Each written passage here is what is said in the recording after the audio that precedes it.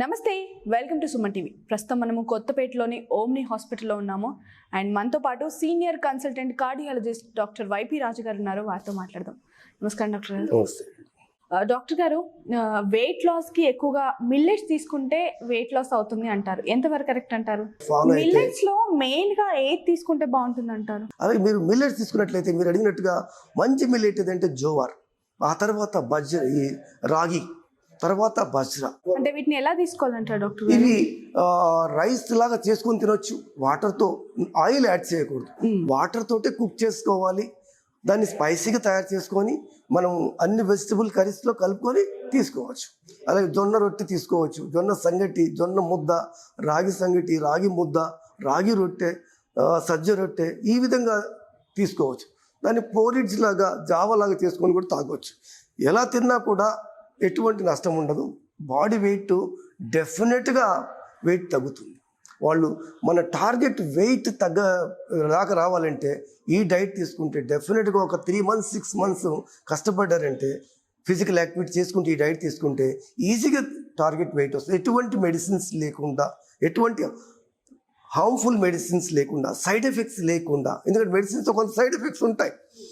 అవి ఎటువంటి లేకుండా, సైడ్ ఎఫెక్ట్స్ లేకుండా ఈజీగా హెల్తీగా వెయిట్ తగ్గడం అనేది ఈ ఫిజికల్ యాక్టివిటీ, స్ట్రింజెంట్ డైటింగ్ ద్వారా పాసిబుల్. అంటే లో క్యాలరీ ఫుడ్స్ తీసుకోవాలి.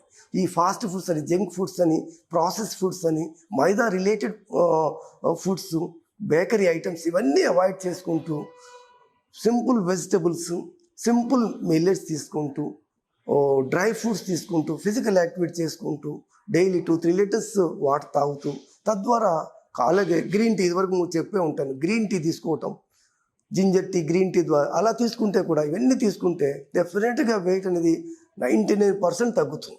ఇందులో ఎటువంటి అనుమానం లేదు. అందులో ఎందుకంటే జోవర్ మంచిదంటే అందులో ఫైబర్ కంటెంట్, కాంప్లెక్స్ కార్బోహైడ్రేట్స్ ఉంటాయి.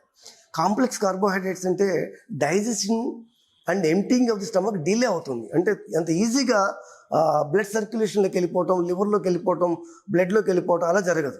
చాలా 3 hours 4 hours పడుతుంది బ్లడ్లోకి వెళ్ళాలంటే, స్లోగా వెళ్తుంది. కాబట్టి ఈ sugar levels, blood sugar levels ఫాస్ట్గా షూట్ కాదు, స్లోగా పెరుగుతుంది. తద్వారా ఏమవుతుందంటే ప్యాంక్రియాస్ మీద స్ట్రెయిన్ కానీ, ప్యాంక్రియాస్ మీద లోడ్ కానీ తగ్గుతుంది.